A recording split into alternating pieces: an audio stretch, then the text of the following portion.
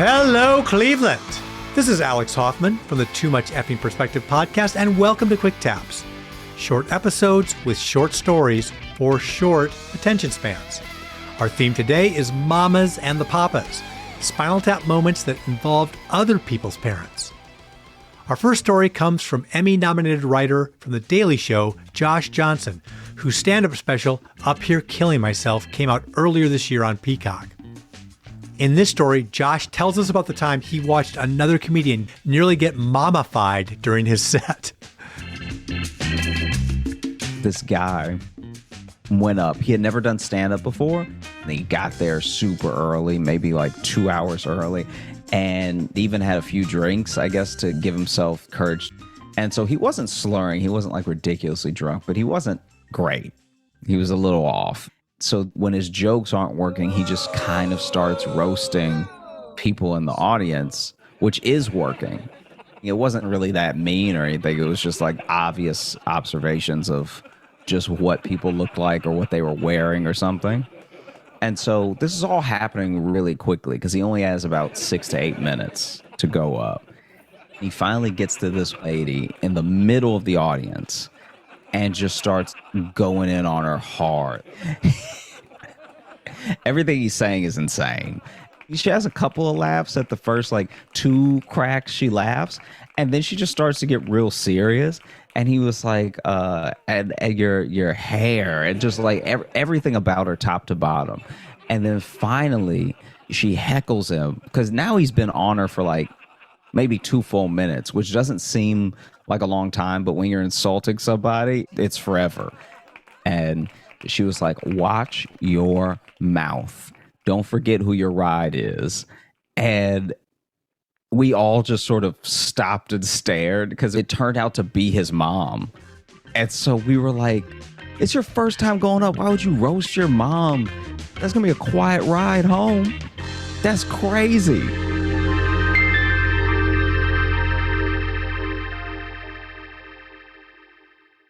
Our next story comes from Cole Cameron Green and Kristen Slip of the band Mmeadows, whose album Light Moves Around You was released in 2023.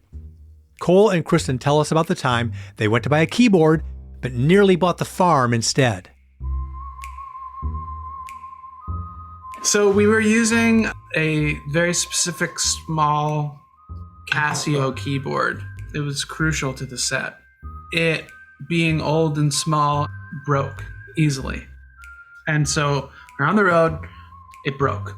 And we're like, nobody's going to be able to fix this. Let's get on Craigslist and see if we can find one. Sure enough, we found somebody, a small keyboard enthusiast, and had 9 small keyboards that he was trying to get rid of for like $150. And so, we connected with the guy and we're like, okay, we'll meet you at your place tomorrow morning. We're in a van with a trailer, 6 of us, shabby looking folks. But we pull up and it's this big colonial looking house. And I was like, the person who lives here collects weird toy keyboards from the 80s. Like, that's funny. We're like, maybe just a couple of us should go in. But then we were like, maybe one person stay behind. So 5 of the 6 of us march up the steps.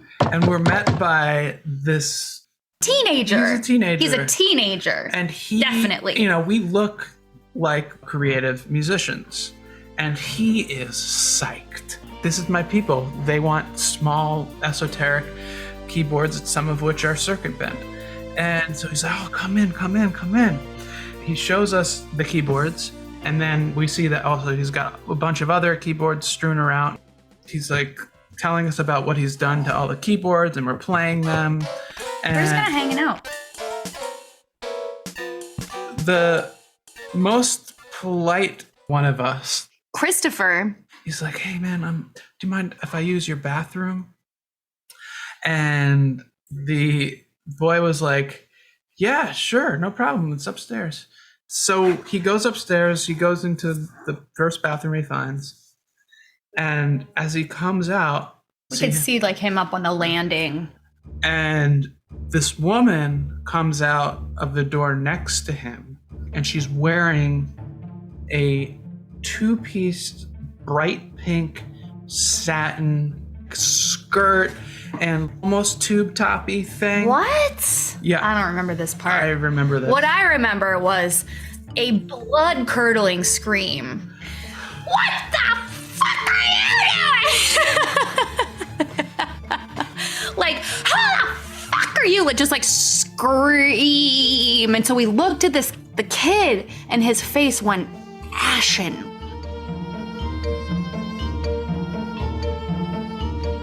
Christopher races down the stairs, like freaked out.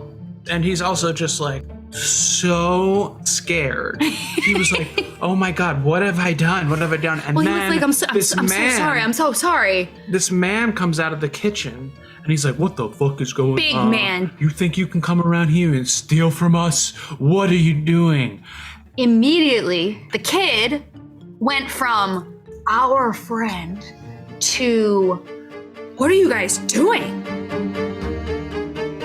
Like, okay, so these were his parents, we assume? The kid starts acting like we are trespassing. Instead of being like, Mom and Dad, I'm selling these people some keyboards, he was like, you guys gotta get out of here. We needed the keyboards, but we hadn't paid him or anything yet. So one of us just takes out the money. He said, here, man. We grab the keyboard and we run out. Run. Because these people were scary and cracked, potentially Something cracked. was off. So then there's like 5 of us running on this icy driveway with like small pink We're all hat carrying like 2 keyboards apiece, like and yelling at Alec to start the fucking car. And we got the fuck out of there. Yeah, we left. And all of those keyboards were super dope. Yeah.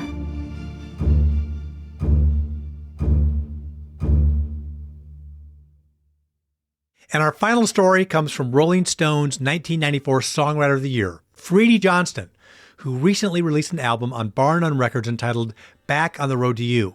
Freedy tells us about the time someone else's mom helped him get his guitars back. When I was just starting out in Hoboken, I was living in a ground floor apartment. But I came home one morning, I was staying over my girlfriend's, and my door was open. And I had 5 guitars. 4 guitars and a bass, and that's all that was gone. I had a stereo, and other stuff. The Hoboken police came, and they're like, good luck on this. These things are probably gone, forget about it. Because I ran into a friend of mine, Mike said, like, Freedy, just make a flyer with photos of those guitars, give it a number for an anonymous tip, and see what happens. I got a call. Hello, are you the guy whose guitars were stolen? I'm like, yes. I know who has them. It's Danny at Vito's Deli. Click. And so I called the detectives. And they're like, oh, now names have been changed to protect the mentally compromised. But anyway, Danny was known to the police. So they go to the deli, like, yeah, give me a eggplant parmesan, and you got your guitars, Danny? And he's like, no. They're like, okay, you sure? So, yeah. So what they did, they went over to see Danny's mother. And they knew that this was going to result in me being unable to press charges, but they were going to get my stuff. They sat there and they told Danny's mother what happened.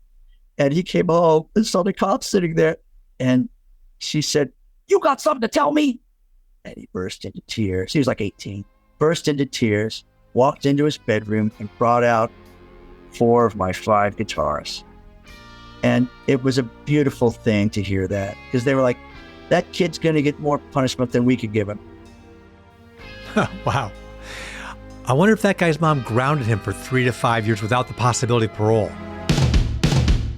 Thanks for listening to today's Quick Tap.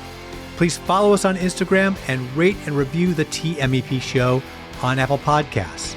Tune in next week when my co-host Alan Keller and I return for more Spinal Tap moments on Too Much Effing Perspective.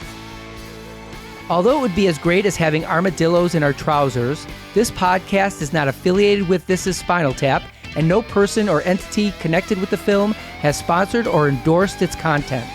This podcast is not affiliated, sponsored, or licensed by Authorized Spinal Tap LLC or Century of Progress Productions.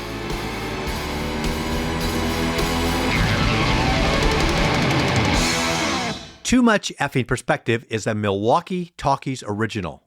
Evergreen Podcast Network.